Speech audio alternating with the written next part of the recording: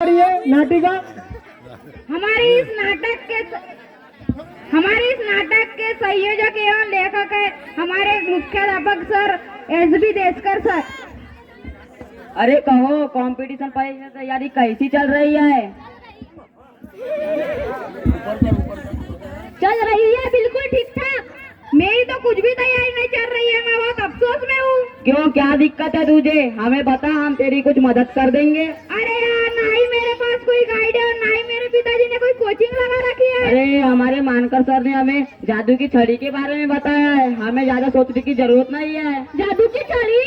मानकर सर जादूगर? फिर तो हम ये चुटकी बजाते ही पास हो जाएंगे। नहीं नहीं, मानकर सर ने हमें पारदी बाबा गड़बड़ सिंह झुनझुनवाला के दुकान से लेने बताया है। जादू की छड़ी यहाँ क्या होती है और कैसे काम करती है? जादू की छड़ी वह चीज है जिसके सारे बिना लिखाई पढ़ाई के मेरिट में पास होते हैं, मेरिट में। फिर तो बहुत महंगी होंगी। ज्यादा भी महंगी नहीं है, मैंने तो रामदास टकलू अंकल की दुकान 100 रुपए में खरीदा है। क्या तू 100 रुपए भी खर्च नहीं कर सकता? मेरे पिताजी कहाँ रुपया खर्च करेंगे? हमारी फीस भरना, राशन पानी खरीदना, ये तो बहुत भारी पड़ता है। और मुझे देख, मुझे मेरे परिवार में ऐसी समस्या आती ही नहीं। मेरे पिताजी थानेदार है, थानेदार। मेरे पिताजी मोल मजदूरी करते हैं, पैसों की हमें तंगी रहती है, सोचता हूँ पढ़ना लिखना ही छोड़ दूं। लो कर लो बात पान चबा के, बात तो भैया मेरे दिमाग की बाहर की है। तू पढ़ाई लिखाई छोड़ने की बात दिल और दिमाग से निकाल ही दे। तो फिर तू ही बता, मैं ऐसी मजबूरी में क्या करूँ? लो कर लो बात पान चबाई के। मैं अपने पिताजी से कहकर तेरी कुछ मदद करवा देता हूँ। नहीं यार, नहीं होना मुझे किसी की मदद। लो कर लो बात इनसे अकल का दुश्मन से। तू तो बहुत बुद्धू है। मैंने तुझे सब कुछ समझा दिया है, आगे तेरी मर्जी। तुम जाओ मेरे भाई, मुझे कुछ सोचने समझने दो। अरे गोपी, जब से तुम मुंबई गए तब से लक्ष्मी, सुलभा, रमेश कोई भी स्कूल नहीं गए। अरे मत जाने दो ना स्कूल, मत जाने दो ना इनको स्कूल। तुम इनके बारे में ज्यादा फिक्र मत करो। तू ठहरा कि जाहिल गवार, शिक्षा का मतलब क्या समझेगा तू? पढ़ लिख के कौन सा तीर मार लेंगे ये लोग। मेरे दिमाग की बत्ती मत जला दो। तो क्या नहीं बढ़ाएंगा इनको? नहीं भेजेंगे स्कूल? मैं नहीं गया स्कूल तो क्या रुपये वैसे नहीं कमाता? बेटा, प्रत्येक व्यक्ति ने शिक्षित होना आज के समय की आवश्यकता है।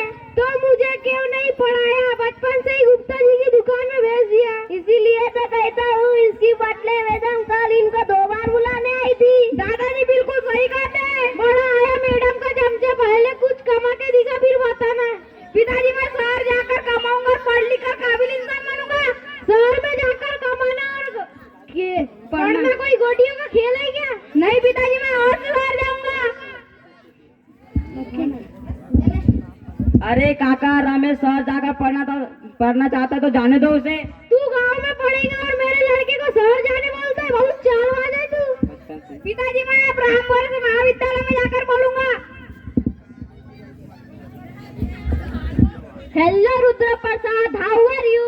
हाय Venkat, I am very fine. कहाँ जा रहा है तू इधर? बस थोड़ा घूमने निकला हूँ, कल गोंदिया में ऑर्केस्ट्रा देखने जाना है। ये तो अच्छा ही है। छुट्टी के दिनों में मौज मस्ती होना ही चाहिए। तो फिर ऑर्केस्ट्रा जाना पक्का? हाँ पक्का समझ तू, और पैसों की कोई चिंता मत करना, आखिर मैं हूँ ना। हाँ ठीक है, मैं घर जाता हूँ। तेज प्रताप जी, जरा सुनिए, तुम्हें एक जरूरी बात बताना है। कहो, कौन सी बात है जो बहुत ही ज्यादा जरूरी हो गई है? आपका लड़का पढ़ाई लिखाई छोड़ के मौज मस्ती करने लगा है। क्या आप सोचते हैं कि मेरा लड़का बिल्कुल गऊ आदमी बने? आज के जमाने में भी भलाई करना भी आबल मुझे मारी है। तो ऐसा क्या कर दिया मेरे लड़के ने जो तुम इतना टेंशन ले रहे हो? भाई, मैंने जो देखा वो तुम्हें बताने की हिम्मत कर लिया, मुझसे गलती हो गई। साफ साफ कहो, क्या देखा है? तुम्हारा बेटा क्लब में जाता है और मौज मस्ती करता है। ये इतनी छोटी सी बात के लिए गुरुजी आप भी बहुत लोड ले रहे हो। देखो, आज तक मैंने कभी किसी को गलत सलाह नहीं दिया। गुरुजी, आप आराम पर ही ध्यान दो, ज्यादा कर डमरू मत बजाओ। मैंने समझ लिया कि मुफ्त में किसी को ज्ञान नहीं देना चाहिए। जाओ गुरुजी, आप बच्चों को ही पढ़ाओ, आम खाओ, मगर गुटलियां मत गिनो। खेलेगा दीनू काका, अरे ओ दीनू काका, जल्दी आओ इधर। बोलिए छोटे वाली, क्या है? मुझे अभी मुंबई जाना है, ये बक्सा उठाओ और बस स्टॉप पहुंचा दो। मगर इस बक्से में है क्या छोटे वाली? दीनू काका, ज्यादा पंचायत मत करो। ठीक है, आपका आदेश सराखों पर। अबे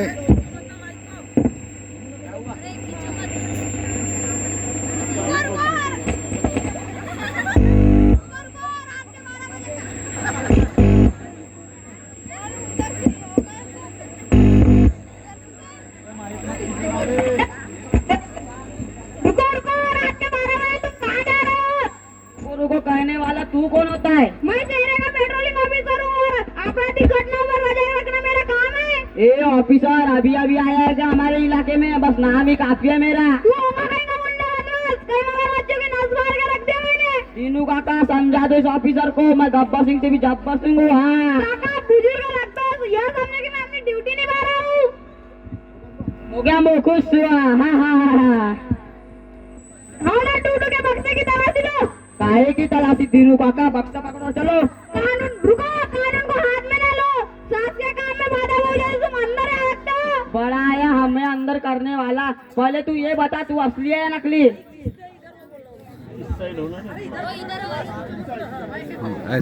रहा मेरा आइडेंटिटी कार्ड और मैं हूँ तेरे ऑफिसर, पेट्रोलिंग ऑफिसर। अरे रमेश, तू वही है ना जो मेरे साथ 10वीं तक साथ में पढ़ा था? हाँ मैं वही हूँ जो तेरे साथ में 10वीं तक रामवरस विद्यालय में पढ़ा था।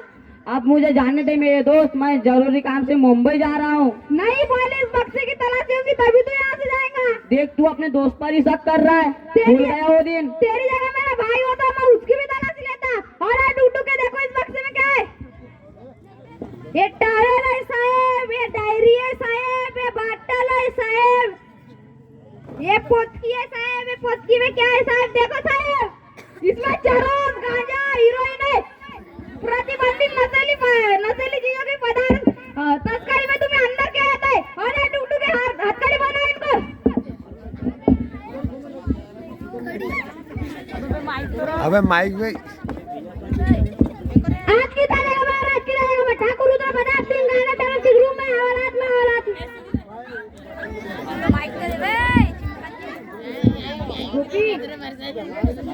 गोपी, तुम्हारे लड़के ने अपना कर्तव्य निभाया और तस्करी के मामले में अपने दोस्त को भी नहीं छोड़ा। गुरुजी, मैं आपकी बात मान लेता तो आज मेरी परिवार की इतनी बदनामी नहीं होती।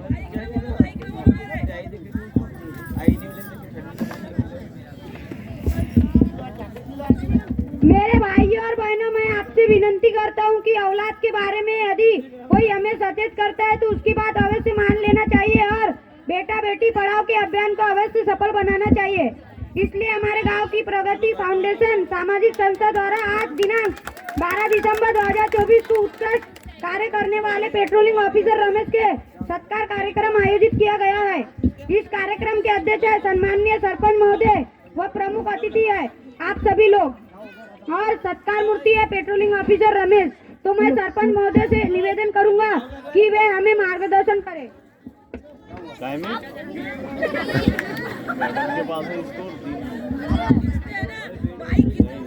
आप सभी को मेरा नमस्कार। सबसे पहले हम रमेश को हार्दिक शुभकामनाएं देना चाहता हूँ कि जिसने अपने कर्तव्य का पालन करते हुए अपने दोस्तों को भी नहीं बख्शा और उसी के साथ हवालात में पहुँचाया। यह कार्यक्रम आयोजित करने वाले को भी धन्यवाद देता हूँ। जय हिंद, जय भारत। जय हिंद, जय। इसके बाद मैं पेट्रोलिंग ऑफिसर रमेश से विनती करता हूँ कि वे भी हमें मार्गदर्शन करें। आप सभी को मेरा प्रणाम। आपने मेरा सत्कार कार्यक्रम आयोजित किया, इसलिए मैं आप सभी को तहे दिल से धन्यवाद देता हूँ। और इतना ही कहना चाहूंगा कि जीवन में सफलता पाना है तो सच्ची लगन होना जरूरी है और कठिन परिश्रम ही सफलता की कुंजी है। इतना कहकर मैं अपने वक्तव्य को यही विराम